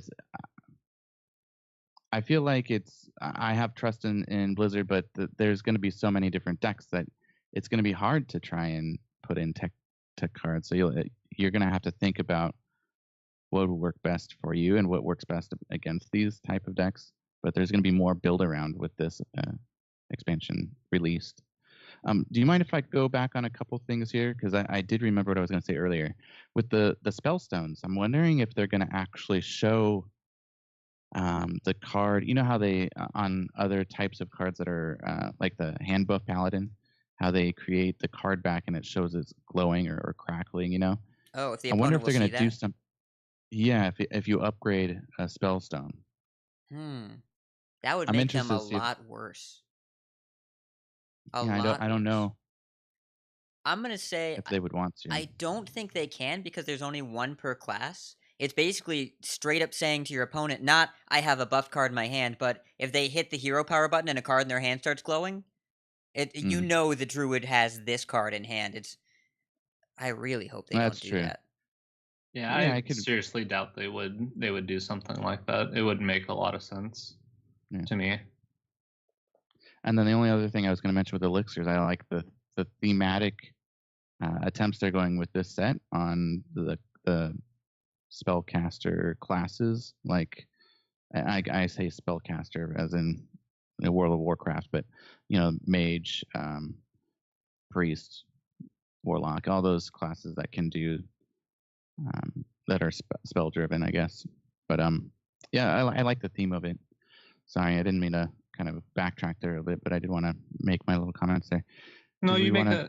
you make a good point too, though, that the it's kind of cool that these two weapons are from two spellcaster classes and they have 0 attack. I don't know that all of the classes will have 0 attack weapons, but the fact that you cannot actually attack with these weapons, I think, is kind of a cool aspect to them. So I'm pretty excited, and I believe that they said when the set comes out, there will be a way for everyone to get one of these weapons for free, kind of like you got a free Death Knight. So that's kind of cool. I guess we can go over some of the other cards that do not necessarily have mechanics involved with them. The first of which is a card you have all already seen, or at least some of you have seen on ladder. Marin the Fox. It's a 8 mana 6/6, makes the 0/8 treasure chest token for your opponent. I love this card for the fact that we get to see a ton of sweet screenshots of people getting a handful of eviscerates or handful of different cards. I think I saw somebody was getting a bunch of knife jugglers played against them in succession. I also saw someone get a handful of innervate. So I also saw somebody cycle the rod that you draw 3 cards and make them cost 0, and they put it into a Dead Man's Hand warrior where they got it so their only cards left in their deck were the card that draws 3 cards, make them cost 0, and a Cold Light Oracle and another Dead Man's Hand, so they could just mill out their opponent very quickly. That was Dane. That was pretty cool. He's a Yep. genius. And yeah, so he just kept going. He Dead Man's Handed, and then he had 2 Dead Man's Hand, 2 Cold Light Oracle, and the wand. And all he did was get down to 0 cards in deck. Dead Man's Hand, wand, draw, wand, Dead Man's Hand, Cold Light Oracle. Dead Man's Hand, wand, draw those 3 cards again. Keep going and going and going and buffing the deck. The turn after, he went Dead Man's Hand and then played free Cold Light Oracles till his opponent died. It was amazing. Amazing. Oh, man. So sweet. Yeah, and this is it's the perfect time for them to introduce one new card into Hearthstone that allows this kind of dynamic playability. We're at the end of an expansion cycle. The meta is as close to stale as it's going to be, and this is an easy way for them to give everybody something. It can be dusted, or at least we hope it can when the new set comes out, and you get to play with a new card and interesting mechanic in the meantime. So I'm really glad they did this and gave it to everybody. I don't think this card will see play in the new standard. It's fun. I'd be really surprised if it was good. I'm not I'm not saying it couldn't be good. I'm saying I'd be surprised if it was good. But I'm glad we have the chance to play with it now at the end of this meta. Yep, totally agree with that. I like that they are introducing this card that is fringe playable at best, but everybody gets, a couple weeks to experiment with it. It kind of shakes things up. And it's just it's one of those fun cards that, there's a lot of fun to be had with it. There's another card on here that I think is interesting and is probably not good, but I kind of want it to be good because it makes me think that maybe Control Hunter might be a thing at some point, sometime. It's a card called Crushing Walls. It's 7 mana. Destroy your opponent's left and right most minions.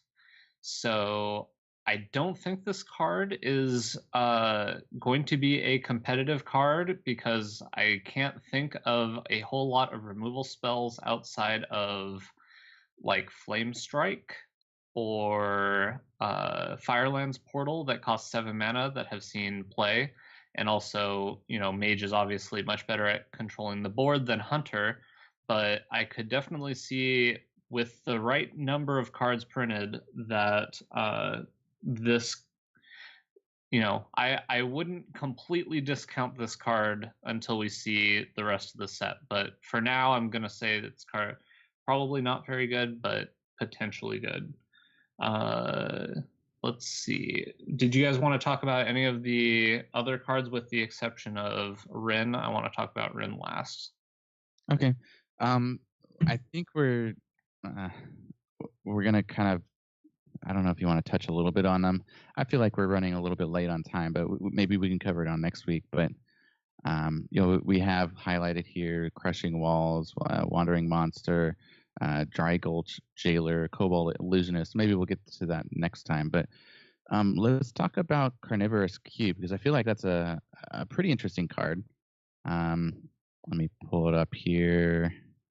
Yeah, it's a 5 mana 4/6 battle cry, destroy a friendly minion, and death rattle, summon 2 copies of it. So I'm actually it's an epic. I'm actually surprised you want to talk about this because actually now that I'm looking at some of the other cards, some of the other cards are more interesting to me. But why were you? I guess maybe because I'm thinking of all the different uses it has. It is a neutral minion. So I'm in my wild mode. I'm looking at battle cry and death rattles and stuff, and what the different uses that you can get out of this. It seems very interesting. I'm more interested in seeing what would be really cool to use this with, and kind of let my mind run a little wild with it. Pun intended.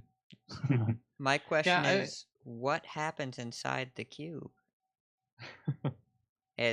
I definitely picked this card to talk about because of the card art. And really the theme of the set of like these crazy monsters and these traps and all that, like Crushing Walls, and you look at Marin the Fox and Carnivorous Cube, and it's all about these really cool like dungeon encounters. And so this is more of the flavor of the set seems very clear early on. And Kenny was talking to the Con before the Storm panel. He said, I really think they're going to go with something whimsical. And I think they nailed it here. This is all like Dungeons and Dragons tropes that have kind of existed into the modern world, and I think it's really well done. And this is a great example of the giant, the blob. Nothing can stop the blob. And this is the Hearthstone version of that. It looks like Angry Jello. Jello shot. So I guess I'll just say real quick, I actually think Dry Gulch Jailer has a lot of potential. I'm always surprised when I have a Silverhand Recruit added to my hand just how powerful you can make it later in the game. Maybe Light Fuse Stegodon sees an uptick since that card sees a little bit of play in Wild. I could definitely see potential for this card. And then Cobalt Illusionist, I've already heard of people talking about Malagos, and this card definitely could see some potential for some Malagos rogue kills in your future if you can set this up correctly. But the card I wanted to talk about the most out of these, and probably the most unplayable card that has been spoiled, but I am super excited about it, is Rin, the First Disciple. And this card is amazing. It is a 6 mana, 3/6 taunt. So already we're off to a great start. Legendary. Legendary minion, a warlock card, and it says Death Rattle, add the first seal to your hand. And the first seal is 5 mana, summon a 2/2 minion. I'm trying to get to it real quick. Yeah, okay. Summon a 2/2 demon and add the second seal to your hand. And the second seal is 5 mana, summon a 3/3 demon. Add the third seal, and then so on. You have a fourth seal, and then a final seal. And then after you play the final seal, it says add Azarai, the Devourer, to your hand, which is a 10 mana, 10/10 battle cry, destroy your opponent's deck. And it's a demon. Boom. And yeah, I just love so many things about this card. Now spending 41 mana to destroy your opponent's deck, I do not think that this is going to be a playable card. I do not foresee this being a card that you want to put in your deck if your intent is to win a consistent amount, but I definitely can't wait to see somebody else who's able to pull this off and spend 41 mana, destroy their opponent's deck, and have them win the game. There's so much flavor in this card, just so many awesome things going on. The words "destroy your opponent's deck" is just awesome that they put that on a card, and this is just pure Hearthstone to me. It has this summoning ritual that results in this gigantic effect, and it's pretty awesome. Why don't you start first, because I had a thought. I'm just kind of backing it up, seeing. I don't know. I have to look for cards and what they're doing. So what do you feel like of it? Do you feel this would be playable? You think we'll see something that will be announced that may make this a little bit more valid? This card is real bad, and I love it. It is a really bad card. It is not a good card. It's very not good. Do not play this card unless you want to have fun. It is a bad card. But well, here's the thing. And the reason I think we're saying it's bad, not only is it the cost of everything, but you're drawing a card, playing 5 mana to get a demon, and then you're getting the card back. So your hand is literally filling up every time you play a seal. You're not getting rid of anything unless you're playing on anything on top of that 5 mana card too. So that's something else you got to think about on top of having to spend all the mana itself. And also, by the time you actually are able to spend 41 mana to destroy your opponent's deck, how many cards realistically are going to be left in your opponent's deck when you destroy it? Yeah. Probably not a whole lot. But, I mean, I think the card is sweet. I don't expect to actually be playing it, but I expect to watch a lot of videos of other people who played it and won with it, and I can't wait to see those, because I think it's important to have cards like this in a set, because not every card in a set can just be 3 mana 5/5 with small drawback that sees play in a bunch of decks. Like I don't want every card to just be highly tournament playable cards. I want cool cards like this that make people think outside the box and find ways to be able to pull off something as awesome as this. This might be a day one craft, even though the card is terrible, because I want to play with it so badly. Here's what I was looking for, and this is my thought. I was thinking originally of the Murloc, that you spend health instead of mana. And I was like, there's got to be. I remember there being a card that was with Warlock, and I found it. It's Blood Bloom. The next spell you cast this turn costs health instead of mana, so you can spend the 5 costs and summon a demon. But not only that, you have the 0-cost Sacrificial Pact, which destroy a demon, restore 5 health to your hero. So you can kind of utilize some of the Warlock cards here already, and I'm sure. Again, I hope they have something that may make this, but it may be one of those things that you may see that may be pretty cool to see, but isn't played often, like that we all called bad, which was Benedictus. But yeah, we saw the Benedictus deck. I that was crafted like, him too, wow. and Yeah. this is if I open Bryn the First Disciple, my 80 gold deck. If you want my 80 gold quest, you are working for it, and I will Azari you, because this card is exactly what I want Hearthstone to be. It's not practical, it's not convenient, it doesn't make sense as a win condition. You go through all this work, you don't even win the game, but it's fun and it's crazy and it's flavorful. And can you imagine the meeting that Ben Brode had when he was pitching this card? I can hear it down the hall. This is exactly what I want out of Hearthstone, so I don't even care that this card is bad because it's great. I like Kenny's idea. So we're gonna have our Gadget Stand Auctioneer Blood Bloom into First Seal, into Sack Pack, into Blood Bloom, into Second Seal. Yeah, I like where we're going with this. Yeah, so you never know. It takes creative minds to think of those things like, oh, hey, what if I did this, or how can I optimize this, or But we'll see. Watch, we're gonna have Bodicus playing a Rin deck now, the legend. We'll have to wait and see what else is in the set. I'm gonna call it right here. Rin will be your first legendary. Okay. Well, I will screenshot my first legendary and show it to you, and we'll see. Of course she's the first. It says it in the name of the card.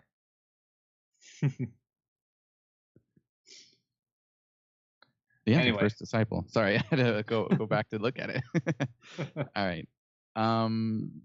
Anything else you want to talk about before we move on? I'm excited to get new cards in a couple weeks. More cards to talk about. More fun. More excitement. Yay. I'm really excited too. Yay. All right, so let's go over our emails here real quick. Whoa, you're the most heavy metal thing I've ever seen. All right, so Ben plays Hearthstone. Thank you for writing into the show, but I'm not going to predict Marin the Fox. I'm sorry. Sorry, we didn't get to it. Oh yeah, so he Instagrammed us last week and asked us to predict Marin the Fox. We didn't get to it last week, but I will say I loved how they made us think of a pirate set and instead gave us a booty set. There you go. Yes. I like it. All right, so we're running late. We can probably save some of these other rapid fire questions for next time, although we'll get more cards, so who knows, we'll have time. It'll be filler. But yeah, shall we head on out? The outro? I don't know if we have a bumper for it or not. I'm just giving you the chance to play one if you want. We can move on. How long can this go on? That's perfect. I told him before the show, I was like, just play that if I'm talking too long. So I'll leave that up to Hat to go over this week since he says I'm talking too much. Sorry, there was a train honking outside my window. I had to stay muted. So, thanks to Stefan L. for letting us use his cover. Check him out on his channel, linked in our show notes. Thanks to Old Guardian for his tournament stats. He's been helping a lot, just kind of creates a more digestible version of his tournaments. Definitely check him out on his website. You can catch our blog post at coinconcede.com along with our show notes. You can follow us on Twitter at coinconcede, contact us at coinconcede@gmail.com, and like and share our Facebook page at facebook.com/coinconcede. If you want to be a part of our Discord, discord.coinconcede.com. It is by far the best part of our community, and the Grim Patron says, "Everyone, get in here!" So get in there. Shop.coinconcede.com if you want to buy stuff. Huge thanks to our producers, Viriatus and Psych Mopco, Reganus Prime, and Calum CV. And Kenny, I don't think you talk too much, and if I were to say that someone was, I would be the most hypocritical person on the planet. Okay, no, there's a difference between talking too much and just cramming the amount of words in a shorter period of time. So I don't know why we don't have you read that every week. That was awesome. And this is our weekly thing. We covered our producers, right? Yeah. Yes. No. Okay. Yes. So again, I've been watching another podcast, and they kind of do like a legal check at the beginning of the episode. Did I cover all the legal? Yes, you did. All right, cool. But shout outs. Let's go with Bodicus. So I just want to do a huge shout out to everybody that I got to meet at BlizzCon. It was really awesome to meet and see everybody, with an extra special shout out to Major Payne, who definitely was not a forgettable person to to meet. He was very loud, and it was awesome to meet him in person specifically. But yeah, just everybody who I got to meet at BlizzCon, it was awesome. Can't wait for next year already. What about you, Hat? Holy crap. I'm trying to remember everyone I met at BlizzCon, and there were so many Right. really awesome people. It was very, very difficult to remember everybody. But if you took the time to talk to me, or if we ran into each other and just talked for any reason, props to you. Kenny and Bodicus, I'd never met you before. Super glad I got to meet you. Appa and Taylor, really glad that I got to hang out with them. Major Pain, Major Death, Chris and Spy from 1600 Dust, Alec from World of Podcast, or from Golden Wisp. Briefly ran into Garrett Weinzerl and Joss Moffat. They were pretty cool. John Horseman from Well Met was there. Shout out to him. A Con Before the Storm panel and podcast and everything was really cool. Who else? Not Rob, Andres, Malkari, Serial. And if I met you and I'm forgetting you, I'm very sorry. It was a whirlwind of activity, but thank you all so much for being there and help proving this community is an amazing thing that I'm super glad to be a part of. Herbal Tea was there, and he's the one that got us our BlizzCon tickets, so extra special, super duper shout out to Herbal Tea. He's a cool dude. And I wanted to make sure that I shouted out Masta, who is in our chat right now, and he is a new patron of ours, and also he has friends that run a charity, the toysforkidscharity.com, and it's their 8th year where they take toys for kids' hospitals and they donate them. They started on the 2+2 poker forum, been in the local news, and they're trying to just get out there and reach new people. On December 9th, along with the local police department, they're putting a Winter Wonderland event on for terminally ill and sick kids, where each kid gets a day of rides, games, shows, Santa, food, and drinks, and they all leave with a toy. And the Toys for Kids charity brings all the toys and supplies them to the kids, works with the local toy stores. It's a really amazing cause. And you think about, no one wants to spend a holiday under the weather, and especially not some of these kids who are very sick, and Christmas is a wonderful time. The December in general, all the holidays going on.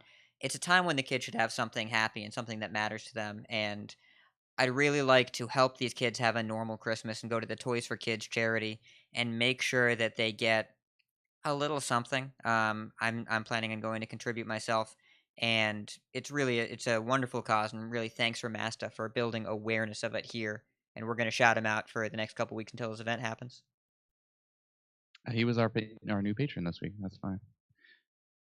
I just said it by his real name, but yeah, thank you so much for doing that. We appreciate it.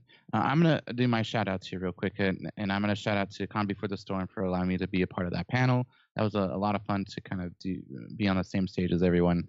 It was fun. I got to get that up still, but I've had the con cred, so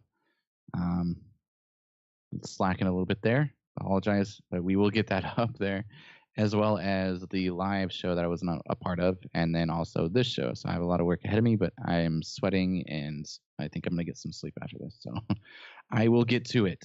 No worries. Other shout outs. I had another shout out. Who was it? What was it?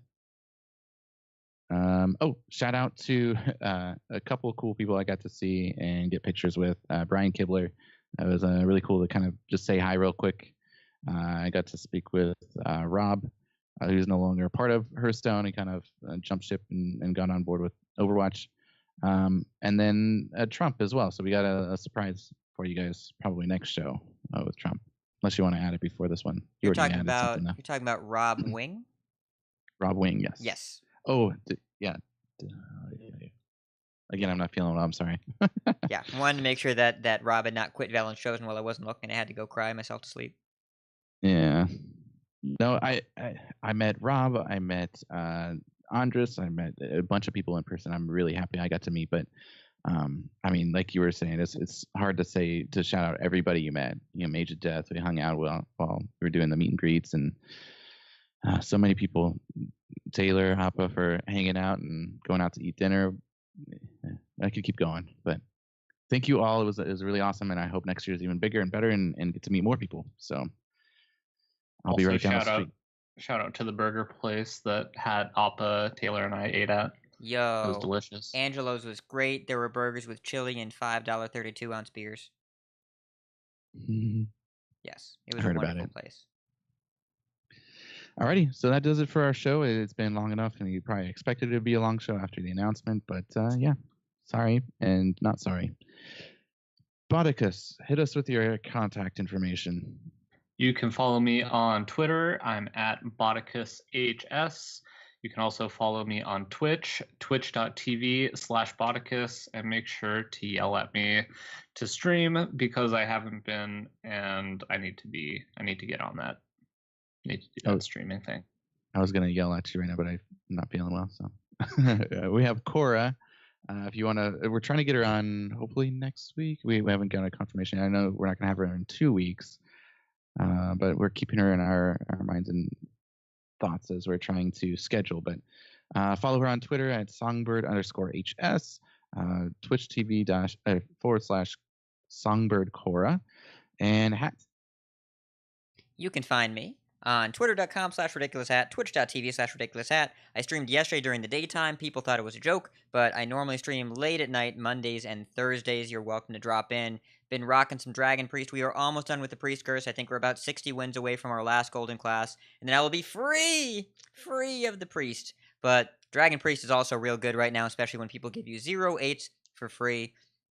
You can also tag me in Discord at RidiculousHat. I will respond as soon as I am able, and I always respond when you at me, so definitely tag me in Discord, and I will respond as soon as I can.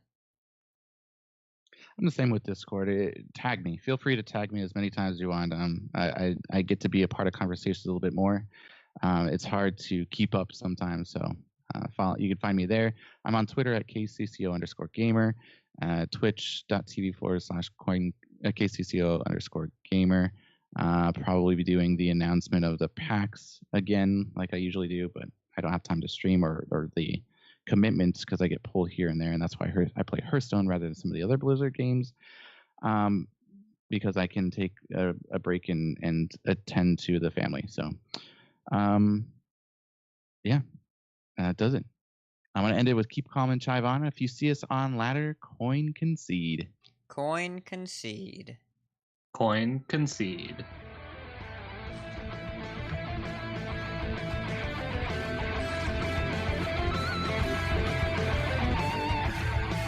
Take cold comfort in your victory.